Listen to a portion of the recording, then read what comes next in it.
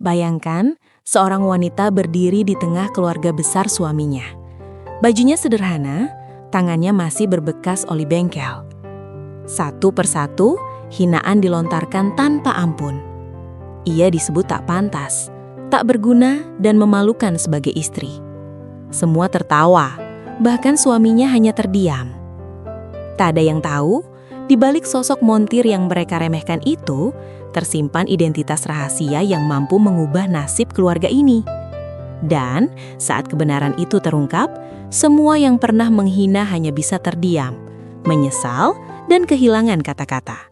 Assalamualaikum dan selamat datang kembali di channel ini, tempat di mana kami menghadirkan kisah-kisah kehidupan yang penuh pelajaran, emosi, dan makna mendalam.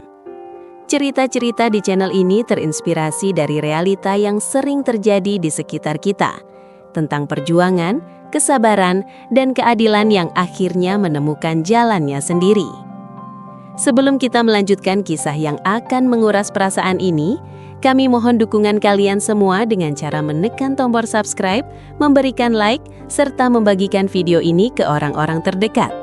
Dukungan sederhana dari kalian sangat berarti agar channel ini terus berkembang dan dapat menghadirkan cerita-cerita inspiratif lainnya. Sekarang, mari kita mulai kisahnya. Namanya Rina. Setiap pagi, sebelum matahari benar-benar terbit, ia sudah berdiri di depan bengkel kecil di sudut kota. Bengkel itu tak besar, catnya mulai pudar, dan lantainya selalu dipenuhi bekas oli hitam yang sulit hilang.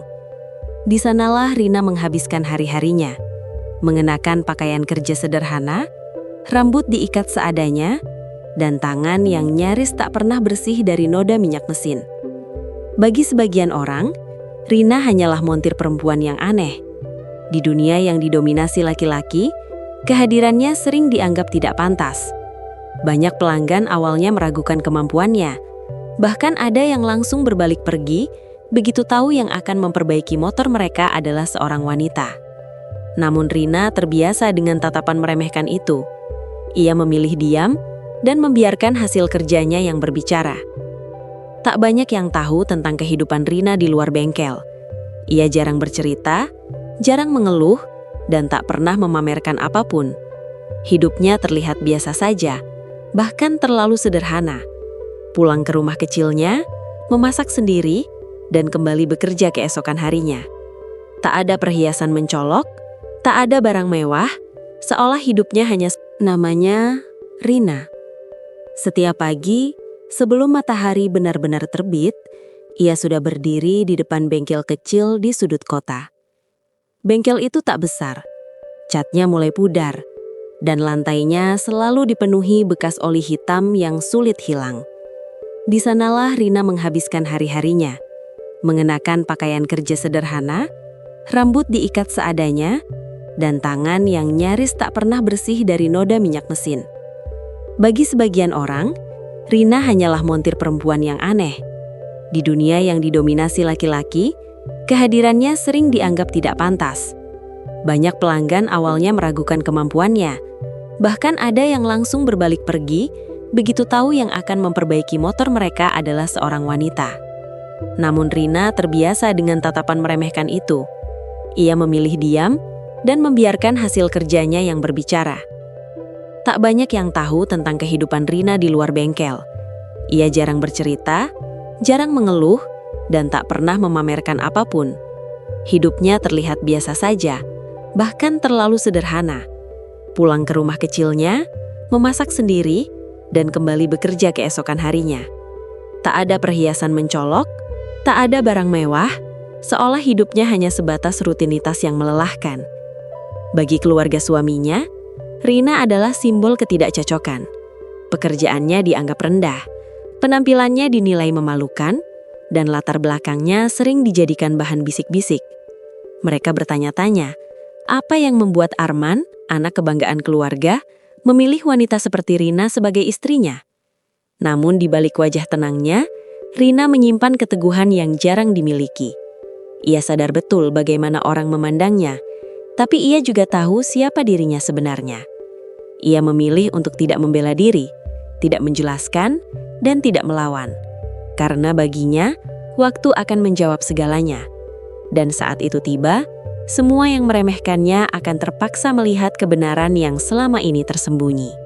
Arman mengenal Rina bukan dari penampilannya, melainkan dari keteguhan dan kejujurannya. Pertemuan mereka sederhana, tanpa kemewahan, tanpa cerita romantis berlebihan.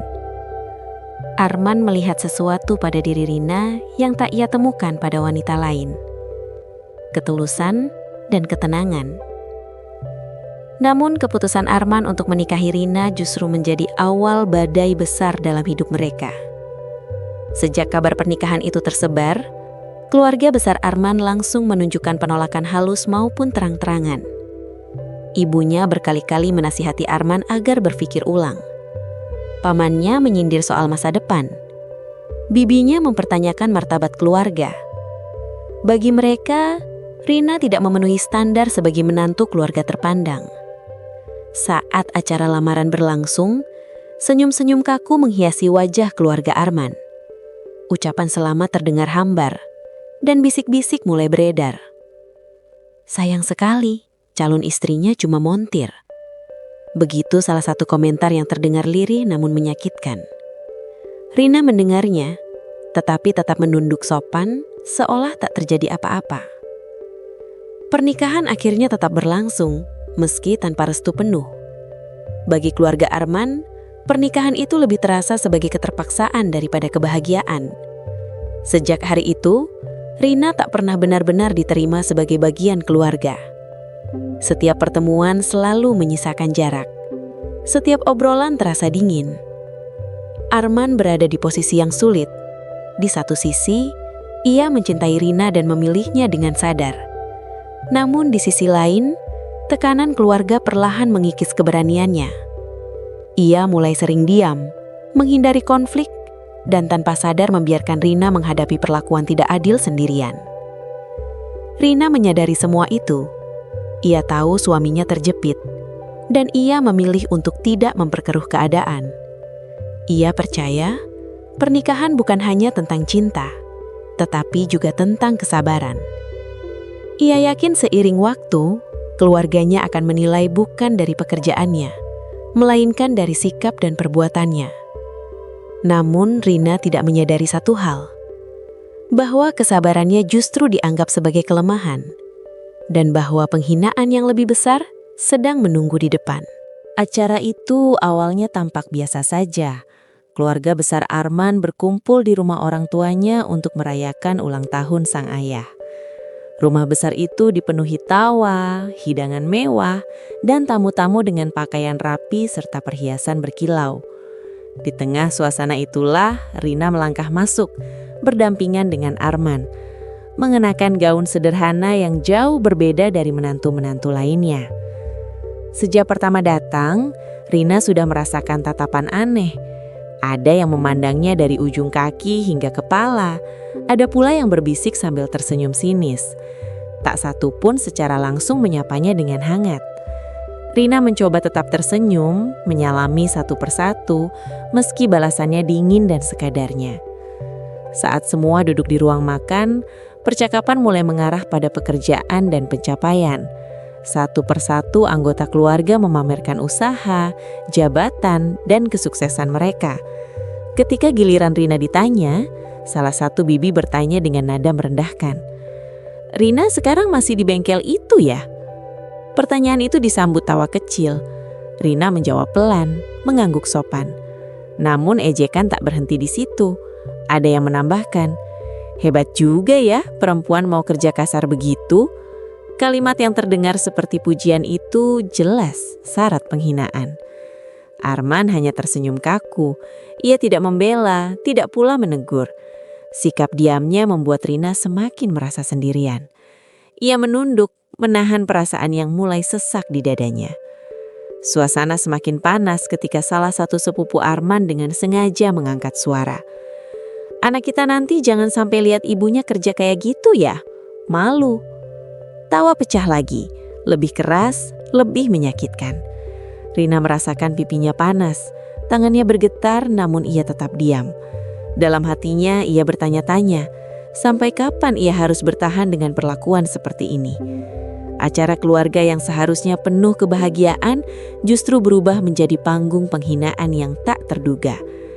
Dan tanpa mereka sadari, malam itu menjadi awal dari perubahan besar yang akan mengguncang seluruh keluarga.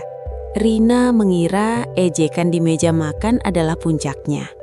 Ternyata ia salah besar. Setelah makan malam selesai, keluarga besar berkumpul di ruang tengah.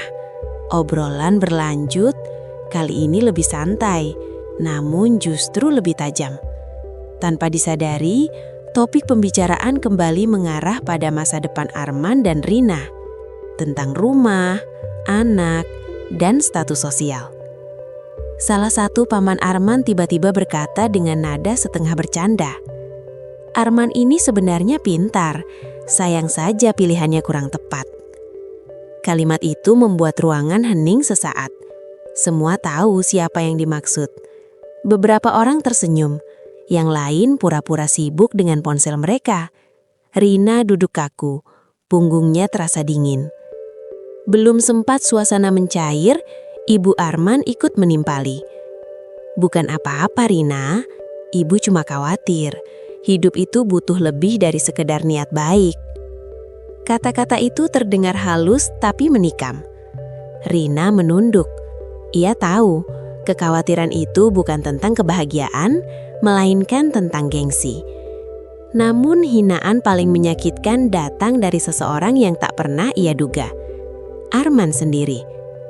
Dengan nada lelah, seolah ingin mengakhiri pembicaraan, Arman berkata, "Sudahlah, memang Rina cuma montir, jangan berharap lebih."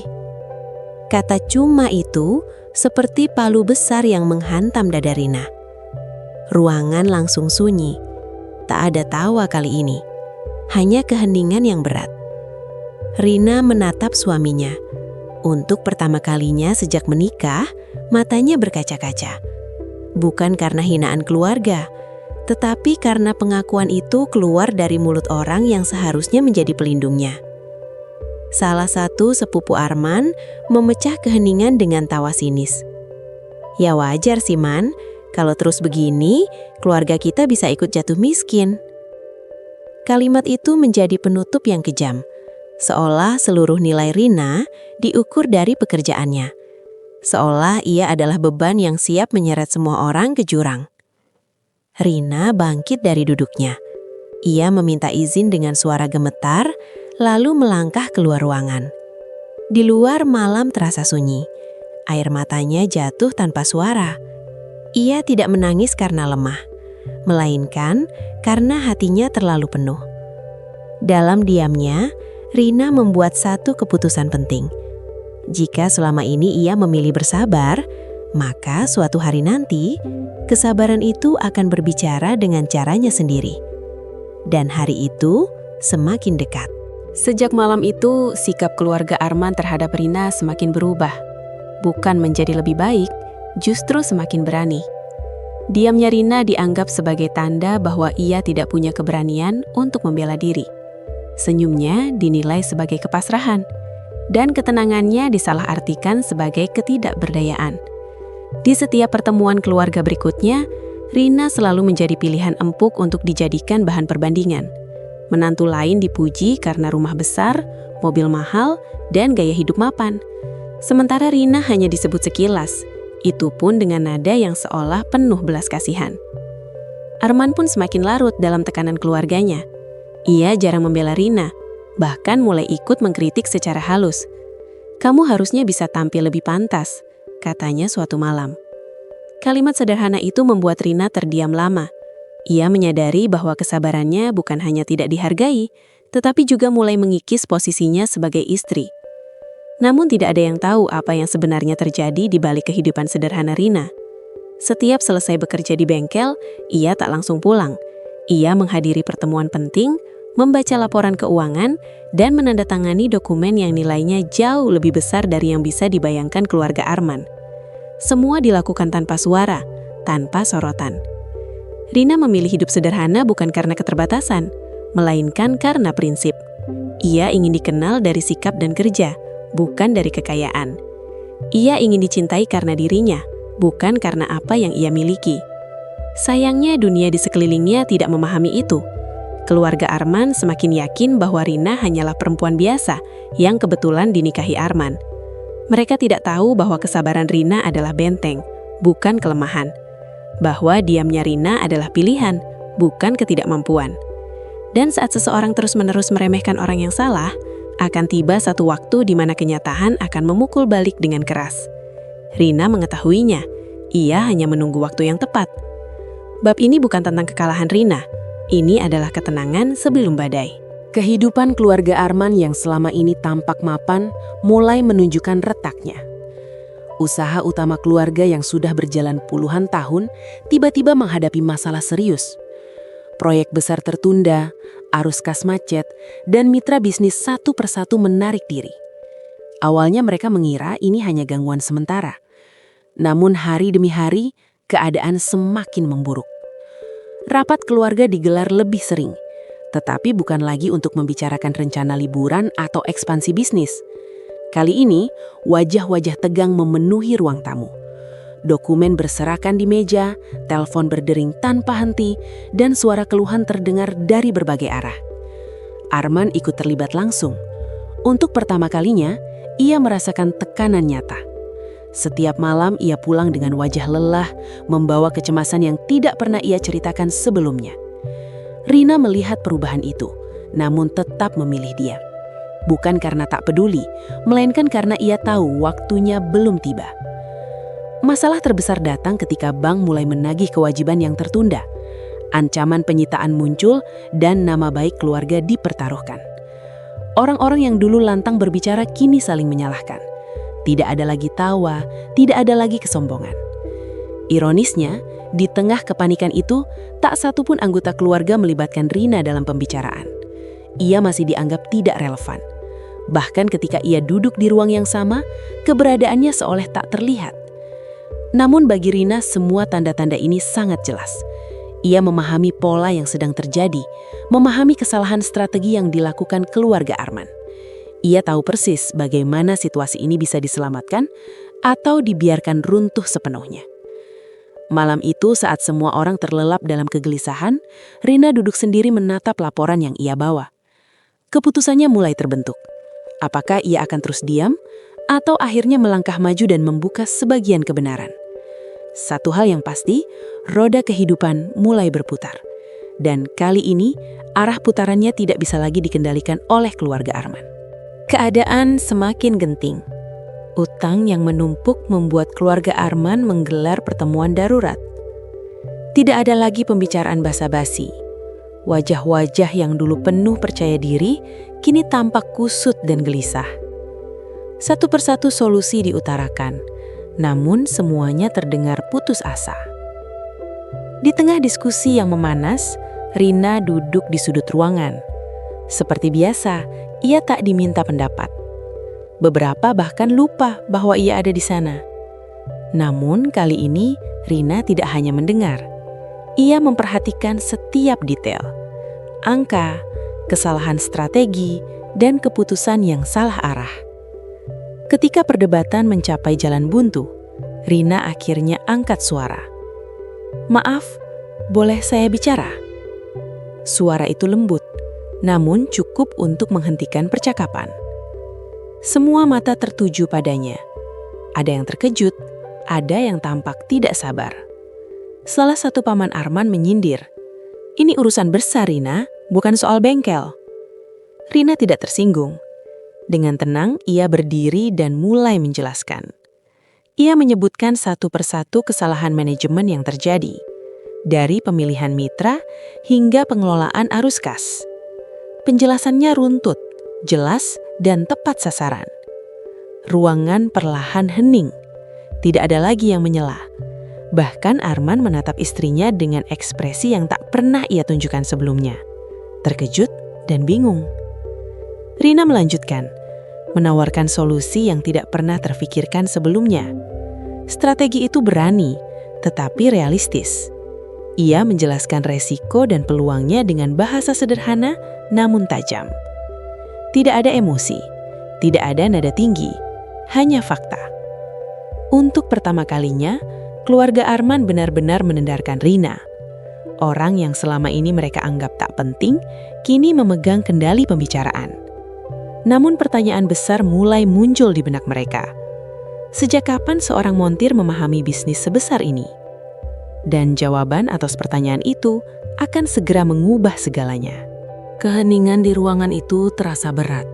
Semua mata masih tertuju pada Rina, seolah menunggu penjelasan yang lebih masuk akal. Beberapa anggota keluarga mulai saling berpandangan, jelas tak percaya dengan apa yang baru saja mereka dengar.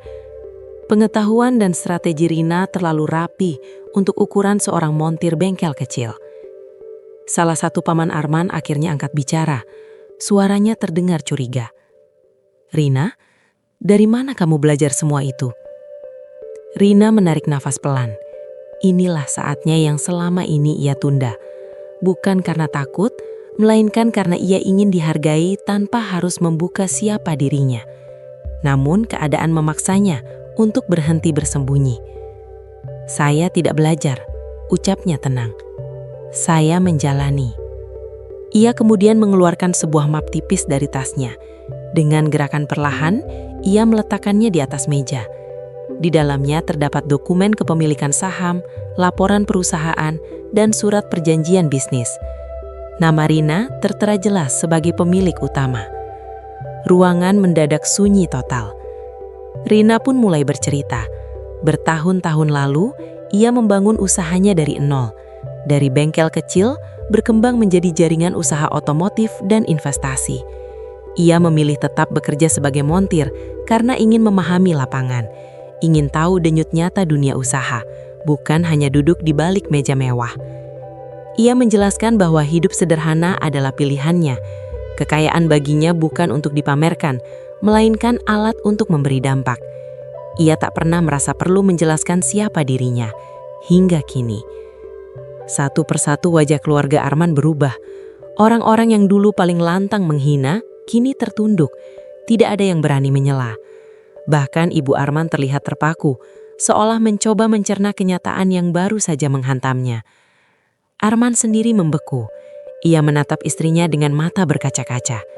Selama ini, ia merasa Rina terlalu biasa, terlalu diam, terlalu sederhana. Kini ia sadar, justru dialah yang selama ini tidak mengenal istrinya sendiri. Identitas asli Rina akhirnya terbuka. Dan bersamaan dengan itu, runtuhlah semua prasangka, ejekan, dan kesombongan yang pernah diarahkan kepadanya. Namun cerita ini belum selesai, karena setelah kebenaran terungkap, akan ada penyesalan dan pilihan yang menentukan masa depan mereka semua. Tidak ada yang langsung berbicara setelah pengakuan Rina. Ruangan yang sebelumnya penuh suara debat, kini sunyi, seakan waktu berhenti. Orang-orang yang duduk mengelilingi meja itu menunduk, menghindari tatapan satu sama lain. Setiap orang sibuk dengan pikirannya sendiri, mencoba mencerna kenyataan pahit bahwa mereka telah meremehkan orang yang salah. Bibi yang paling sering menyindir Rina tampak gelisah. Senyumnya menghilang, digantikan wajah kaku, penuh rasa malu. Paman yang dulu lantang berbicara, kini hanya memandangi meja, seolah berharap dokumen di depannya menghilang. Tidak ada lagi nada tinggi, tidak ada lagi tawa sinis. Ibu Arman menghela napas panjang.